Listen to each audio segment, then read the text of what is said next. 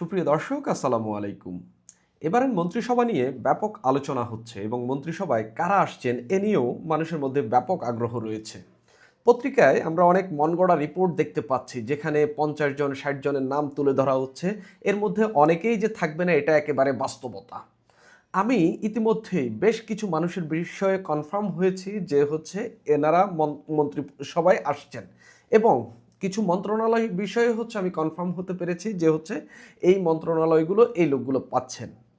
বিশেষ করে স্পিকারের বিষয়টি আইন মন্ত্রণালয়, পররাষ্ট্র মন্ত্রণালয়, স্বরাষ্ট্র মন্ত্রণালয়, এই মন্ত্রণালয়গুলোর বিষয়ে মোটামুটি আমি কনফার্ম হতে পেরেছি আমার সোর্সের মধ্য দিয়ে। পাশাপাশি এই যে বিএনপির যে অর্গানোগ্রাম রয়েছে, সেটার ভিত্তিতেও অনেক কিছু অনুমান করা যাচ্ছে, এবং অনেক কিছু ওই যে সোর্সের তথ্য, তারপরে আপনার এখানকার অর্গানোগ্রাম সব মিলিয়ে এটা বোঝা যাচ্ছে যে এই মন্ত্রণালয় এরা পেতে যাচ্ছেন এবং এরা মন্ত্রণালয়ে থাকছেন। প্রথমে আমি বলবো যারা মন্ত্রণালয়ে থাকছেন, আমি যাদের বিষয়ে কনফার্ম হতে পেরেছি তাদের কথা। প্রথমে মির্জা ফখরুল ইসলাম আলমগীর, দ্বিতীয়ত মেজর হাফিজ উদ্দিন মন্ত্রণালয়ে থাকছেন।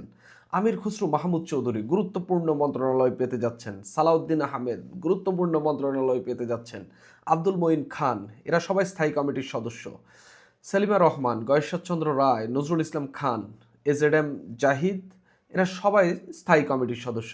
তারপরে আব্দুল আউয়াল মিন্টু, ব্যবসায়ী নেতা, তিনিও মন্ত্রী পরিষদে আসছেন, মোটামুটি কনফার্ম। এর বাইরেও যুগ্ম মহাসচিব পদে এমন দুজন রয়েছেন যারা নির্বাচন করেননি, তারা মন্ত্রী পরিষদে আসতে পারেন, মন্ত্রিসভায় আসতে যাচ্ছেন। এর মধ্যে একজন হলেন হাবিবুন নবী খান সোহেল এবং হুমায়ুন কবির। দুজনই গুরুত্বপূর্ণ মন্ত্রী কিংবা প্রতিমন্ত্রীর পদ পেতে পারেন। নারীদের মধ্যে আসছেন তাহসিনা রুশদীর লুনা। আমরা জানি গুম হওয়া ইলিয়াস আলীর স্ত্রী, তিনি সিলেট 2 আসন থেকে নির্বাচন করেছেন।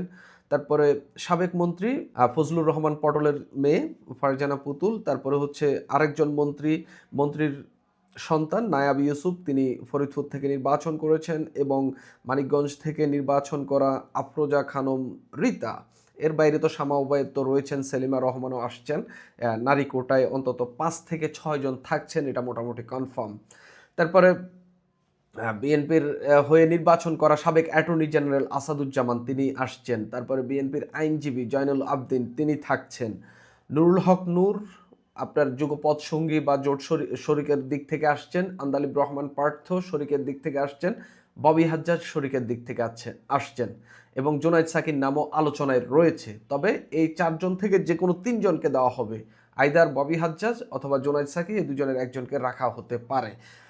তারপরে আপনার সংখ্যালঘু কোটায় সম্ভবত আপনার পার্বত্য অঞ্চল থেকে নির্বাচন করা দীপেন দেওয়ানি এই পার্বত্য জেলা যে মন্ত্রণালয় রয়েছে সেটার মন্ত্রীদের পদ পেতে যাচ্ছেন। এর বাইরে সাচিংপুর রয়েছেন, তিনিও পেতে পারেন। তবে অভিজ্ঞ হিসাবে দীপেন দেওয়ানের নাম বেশি শোনা যাচ্ছে। এর বাইরে যে কে কি মন্ত্রণালয় পেতে যাচ্ছেন, আমি প্রথমে স্পিকারের বিষয়টা বলি। দেখেন, স্পিকার আর আইন মন্ত্রণালয় দুইটা প্রায় এখানে যে টাইপের ব্যক্তিদেরকে আনা হয়, এই ব্যক্তিগুলো আসলে জ্ঞানে গর্বে এইরকমই হইতে হয়, মানে নলেজ অনেক থাকতে হয়। তবে স্পিকার যিনি হবেন, তিনি সাবেক সংসদে দেখার অভিজ্ঞতা থাকা খুবই জরুরি। তবে বিএনপির যে আইনজ্ঞ যারা রয়েছেন, এদের মধ্যে আসাদুজ্জামান এবং জয়নুল আবদিন, এই দুজন, এবং ব্যারিস্টার মাহবুবউদ্দিন খোকন, এই 3 জনকে খুব হাইলি রেট করা হয়, এবং ব্যারিস্টার কামাল কায়সারও রয়েছেন। তবে উপরের 3 জনকে সিনিয়রিটির দিক থেকে খুবই হাইলি রেট করা হয়। সেই জায়গা থেকে এদের মধ্য থেকেই একজন স্পিকার হবেন।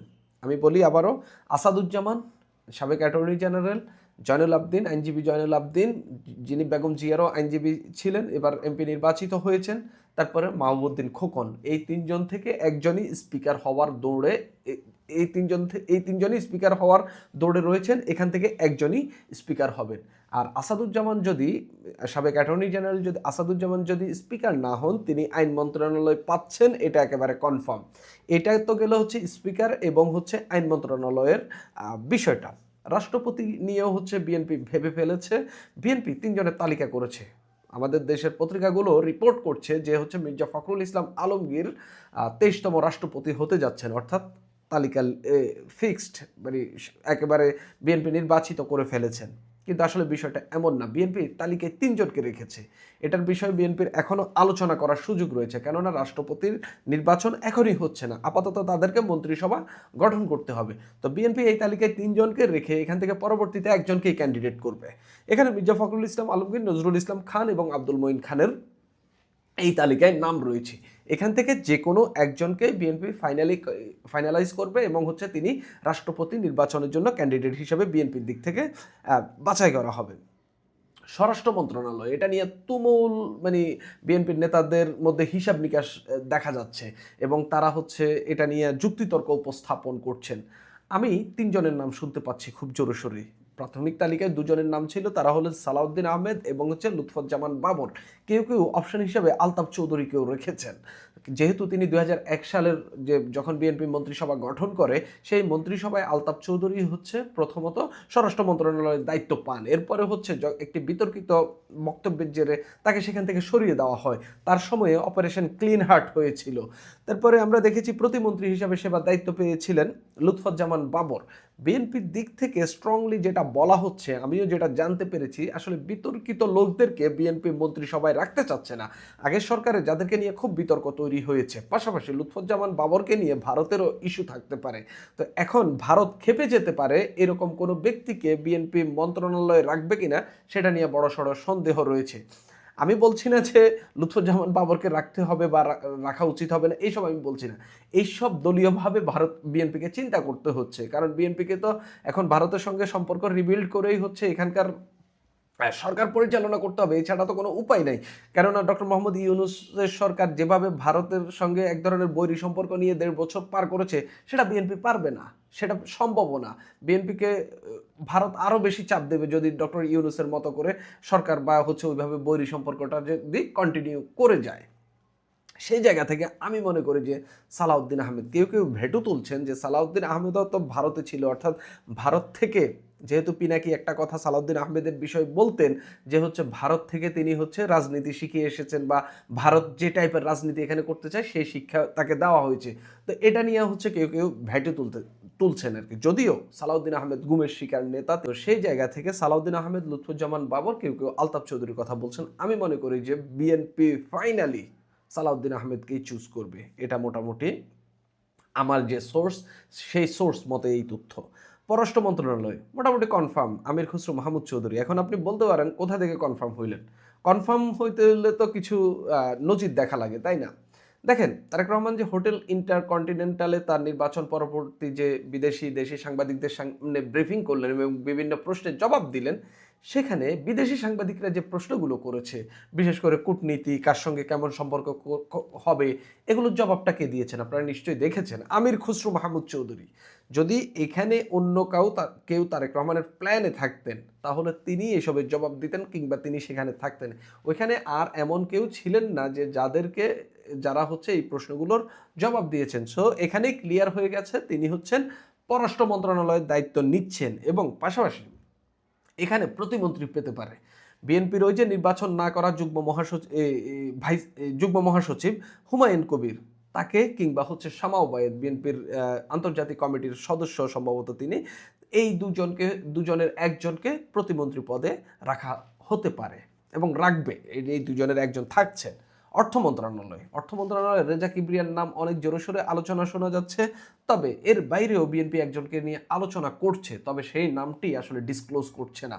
এবং সেই লোকটিও একজন অর্থনীতিবিদ এবং হচ্ছে এই প্রশাসনিক কাঠামো বিষয়ে তার খুবই ভালো দক্ষতা রয়েছে এবং জানাশোনা রয়েছে। স্থানীয় সরকার মন্ত্রণালয়, এখানে আমি বেশ কয়েকজনকে দেখতে পাচ্ছি এবং আমার সোর্স আমাকে যেটা জানিয়েছে, খন্দকার মোশাররফের নাম শোনা যাচ্ছে। মির্জা ফখরুল ইসলাম আলমগীর যদি রাষ্ট্রপতির ক্যান্ডিডেট হতে যান, তার আগে তিনি এই মন্ত্রণালয়ের দায়িত্ব পেতে পারেন। আলতাফ চৌধুরীর কথা শোনা যাচ্ছে, নজরুল ইসলাম খানের কথা শোনা যাচ্ছে। এদের কেউই একজন এই মন্ত্রণালয়ের দায়িত্ব নেবেন, কেননা অভিজ্ঞ এবং হচ্ছে নেতা হিসাবে, হেভিওয়েট হিসাবে তারা একজন এই মন্ত্রণালয়ের দায়িত্ব নিতে যাচ্ছেন।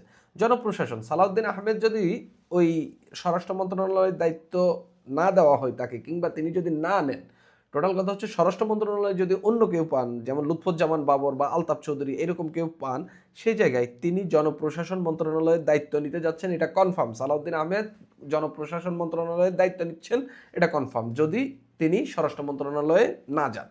সেই ক্ষেত্রে যদি কোনোভাবে এখানে সালাউদ্দিন আহমেদ যদি জনপ্রশাসন না নেন, তারেক রহমানেরও একটা চান্স রয়েছে। তিনি প্রতিরক্ষা মন্ত্রণালয়ের পাশাপাশি তিনি জনপ্রশাসনের মন্ত্রণালয়ও নিজের কাছে রাখতে পারেন, হয়তো সঙ্গে একজন প্রতিমন্ত্রী দিতে পারেন। এর বাইরে মির্জা ফখরুল ইসলাম আলমগীর, আব্দুল মঈন খান, এই দুজনের নামও শোনা যাচ্ছে। শিক্ষা মন্ত্রণালয় একেবারে এই দুজন থেকে একজন আসবে মোটামুটি কনফার্ম, ডক্টর ফারুক ওসমান, আনম এহসানুল হক মিলন।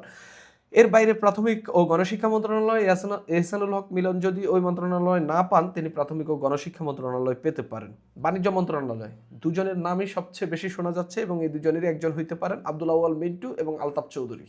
আব্দুল আউয়াল মিন্টুরই সম্ভাবনা বেশি যতটুকু শোনা যাচ্ছে, কেননা এই অন্তর্বর্তীকালীন সরকারের সময় একজন ব্যবসায়ী হচ্ছে বাণিজ্য মন্ত্রণালয়ের দায়িত্বে ছিলেন। তো সেই জায়গা থেকে তিনি মোটামুটি সেভাবে সফল না হইলেও অন্তত অনেক কিছু তিনি মোটামুটি আগের সরকারের চেয়ে কিছুটা ভালো করতে পেরেছেন, অন্তত পণ্যের দামের দিক দিয়া। তারপরে স্বাস্থ্য মন্ত্রণালয় একেবারেই কনফার্ম প্রায় এজেডএম জাহিদ অথবা খন্দকার মোশাররফ। সড়ক পরিবহন ও সেতু মন্ত্রণালয় আমানুল্লাহ আমান আসতে পারেন, আলতাফ চৌধুরী আসতে পারেন, হাবিবুন নবী খান সোহেল আসতে পারেন।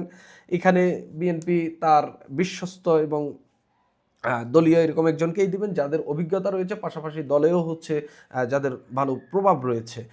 গৃহায়ন ও গণপূর্ত মন্ত্রণালয় দুজনকে আমি দেখতে পাচ্ছি, মির্জা আব্বাস যিনি আগেও এই মন্ত্রণালয়ের দায়িত্ব পালন করেছেন, অথবা হাবিবুন নবী খান সোহেল। ধর্ম মন্ত্রণালয় শাহ মোফাজ্জল হোসেন কায়কোবাদ, পরিকল্পনা মন্ত্রণালয় আব্দুল মঈন খান যিনি এর আগেও এই মন্ত্রণালয়ের দায়িত্বে ছিলেন, অথবা ডক্টর ফারুক ওসমান ফারুক। কৃষি মন্ত্রণালয় আব্দুল আউয়াল মিন্টু পাইতে পারেন, কিংবা দলীয় অন্য আরও কেউ পেতে পারেন। এর বাইরেও আরও বেশ কিছু মন্ত্রণালয় নিয়ে আলোচনা রয়েছে, যেমন নুরুল হক নূর পানি সম্পদ মন্ত্রণালয় পেতে পারেন। তারপরে আন্দালিব রহমান পার্থকে নিয়ে তথ্য মন্ত্রণালয়ের কথা শোনা যাচ্ছে, কিংবা হচ্ছে আপনার পরিবেশ মন্ত্রণালয়ের কথা শোনা যাচ্ছে। সো অনেককে নিয়ে অনেক মন্ত্রণালয়ের কথা শোনা যাচ্ছে। তাহসিনা রুশদী লুনাকে নিয়ে মহিলা বিষয়ক মন্ত্রণালয়ের কথা শোনা যাচ্ছে। অর্থাৎ শোনা যাচ্ছে অনেক কিছু, তবে আমি যে বিষয়গুলো জানতে পেরেছি বা এখন পর্যন্ত কনফার্ম হতে পেরেছি সেগুলো আপনাদের সামনে আমি তুলে ধরেছি। সুপ্রিয় দর্শক, এখন এই পর্যন্তই।